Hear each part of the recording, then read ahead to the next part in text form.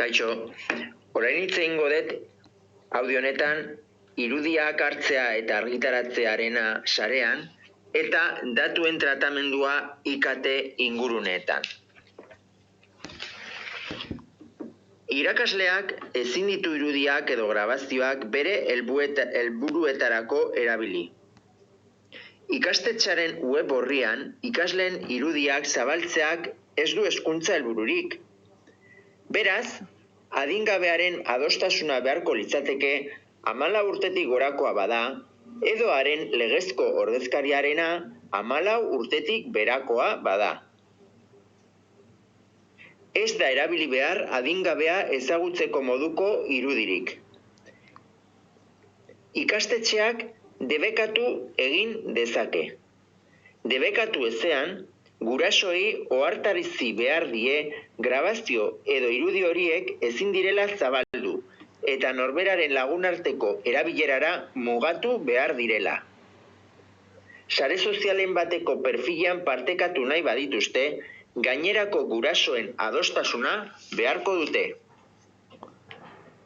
Grabatu ahal ditzaket nire ikasleak ebaluatu beharreko irakaskuntza lan baten parte gisa? Ez bada egiaztatzen proposatutako grabazioak hezkuntza helburua duela edo zalantzazkoa bada, adostasuna eskatu beharko da. Erabil ahal dezaket nire smartphonea?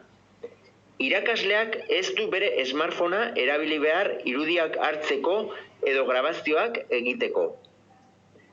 Era berean, ezin ditu irudiak edo grabazioak bere helburuetarako erabili. Ikastetxeak gailu bat eman beharko lioke irakasleari grabazioa egiteko, eta espreski adierazi beharko lioke zenbat denbora igaro ondoren suntsitu behar duen. Ez da komeni adingaben irudiak publikoki zabaltzea. Pertsona bakoitza pixelatu edo distortzionatzen baldin bada, identifikatu ezin izateko moduan. Eta argitaratzen baldin badira irudi horiek, baliteke ikastetxea zigortzea edo irakaslea. Ikasleek smartphonea erabili ahal dezakete ikasgelan? Hori ikastetxe bakoitzaren barne araudiak zer dioenaren arabera. Ikasleak irakaslea grabatu ahal dezakete? Horretarako irakaslearen adostasuna eskatu behar da. Eta ikasleek ikasgelan egindako grabazio bat Instagramera edo antzeko beste sare sozial batera igo ahal dezakete? Adostasunik gabe ez. Adostasuna izan da ere ez da komeni. Zer egin behar du ikastetxeak? Telefono mugikorra helburu desegokiaren erabiltzeagatik diziplina zehazpenak ezartzeko eskumena du ikastetxeko zuzendaritzak. Oro har, irakasleak ikasle bati mugikorra konfiskatzen dioenean, ikasleak itzalita entregatuko dio gailua. Ikasle baten osotasuna arriskuan jartzen ari denean, ziberjazarpeneko, sextineko, groomeniko edo genera indarkereko egoerak, eduki horiek eskuratu ahal izango ditu interesdunen adostasunik gabe, eta hori salbuespen gisa.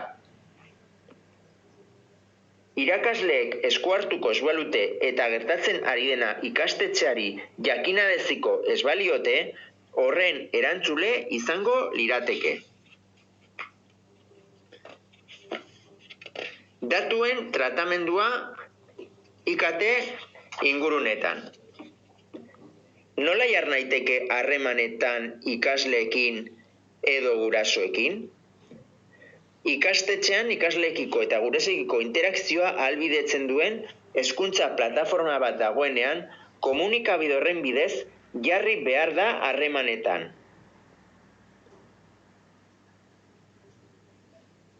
Irakasleen eta ikasleen arteko komunikazioak ikastetxeak ezartzen dituen bitartekoen eta tresnen bidez. Eta WhatsApp talde bat sortzen badut, Irakasleen eta ikasleen gurasoen arteko komunikazioak ikastetxeak eskura jarritako bitartekoen bidez egin behar da.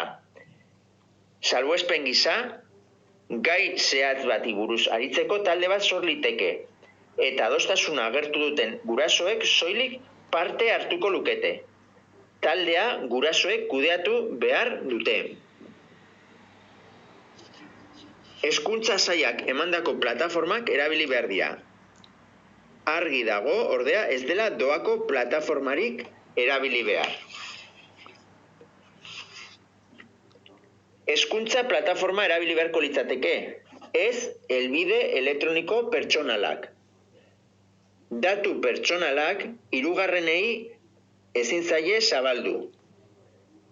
Mezu elektronikoaren edo posta zerrendaren BCC aukera erabil daiteke horretarako.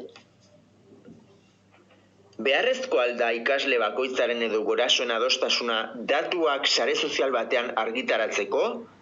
Bai, legeak espresuki ezartzen du adingabearen adostasuna behar dela 14 urtetik gorakoa bada, edo haren legezko ordezkariena 14 urtetik berakoa bada. Haien datu pertsonalak argitaratu edo zabaltzeko. Ikaslearen edo gurasoen adostasuna nahikoa alda haren datuak edo irudia sare sozial batean argitaratzeko, ez da beti nahikoa izaten. Argitalpenak ikaslearen ohoreari edo ospeari kalte egiten badiote, ezin izango da argitaratu.